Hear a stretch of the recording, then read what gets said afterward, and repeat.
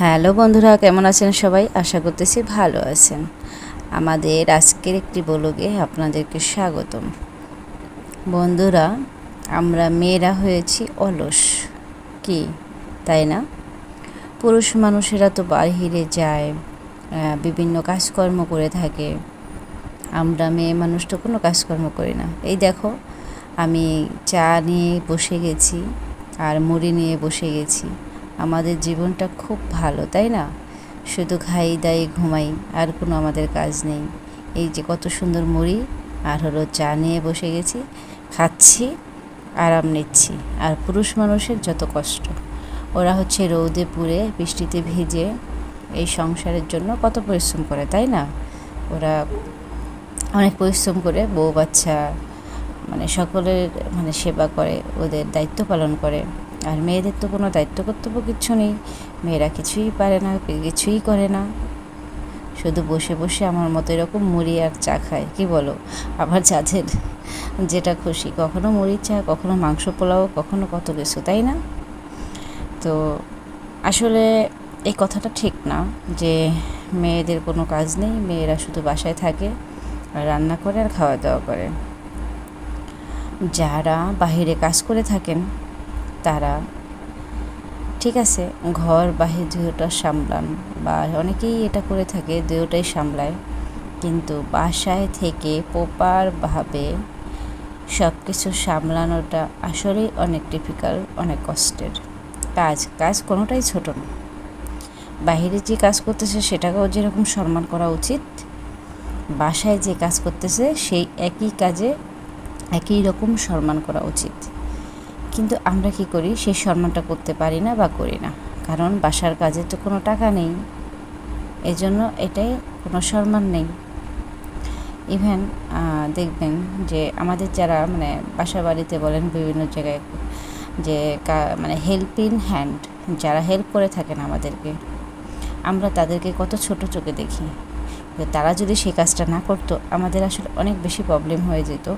বিষয়টা এভাবে না দেখে আমরা তাদেরকে অনেক ছোট করে দেখি, ওদের কাজই এটা না। আমরা সবাই মানুষ, আসলে আমাদের ভাগ্য করে বলেন বা আমাদের স্বভাবগত বলেন, যে কোনোভাবে এক একজনের অবস্থান এক এক রকম।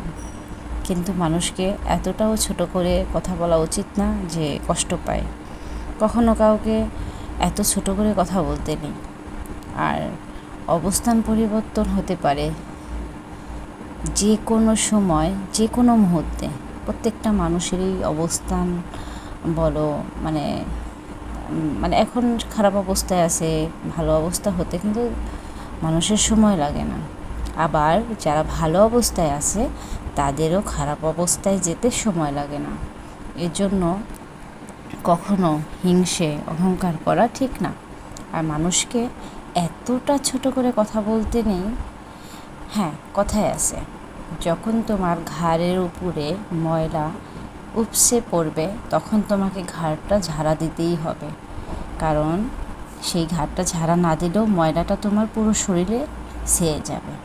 তো এরকম একটা বিষয় আছে যে তোমার নিজের ওয়েট ব্যক্তিত্ব ধরে রাখার জন্য বা নিজেকে ধরে রাখার জন্য, নিজের অস্তিত্ব টিকিয়ে রাখার জন্য তোমাকে যেটা করার সেটা করতে হবে। কিন্তু অপ্রয়োজনে অহেতুক অহংকার করা ঠিক না, বা নিজেকে নিয়ে গর্ব করা ঠিক না। আবার কিছু মুখ্য লোক আছে, আমি শিক্ষিত বলে তো অহংকারে গর্বে মরে যায়। যারা কালি অক্ষর আছে যাদের ভিতরে, তারাই শিক্ষিত। প্রত্যেকটা মানুষই শিক্ষিত, কিন্তু সঠিক শিক্ষা কোনটা? সঠিক শিক্ষায় শিক্ষিত হওয়াটা খুব টাফ ব্যাপার। বই পুস্তক পড়ে শিক্ষিত হওয়া ঠিক আছে, অনেক কষ্ট করে, অনেক রাত জেগে, অনেক পরিশ্রম করে, পড়ালেখা করে মানুষ বড় হয়, কিন্তু সেটাকে তো সঠিক কাজে লাগাতে হবে না। কয়জনের সঠিক কাজে লাগায় বলেন? বেশিরভাগ মানুষই কিন্তু সঠিক কাজে লাগায় না। আমি শিক্ষিত বলে বা তার সাথে যারা কম শিক্ষিত তাদেরকে অনেক অনেক ইগনোর করে কথা বলে, অনেক অসম্মানজনক কথা বলে, কিন্তু আসলে এগুলো ঠিক না।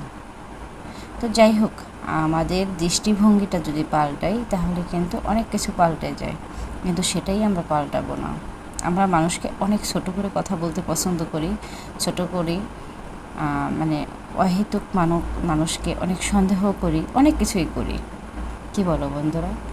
তো প্রতিদিনের মতো আমাদের ডেলি ব্লগে তোমাদের সাথে গল্প করার জন্য চলে এসেছি।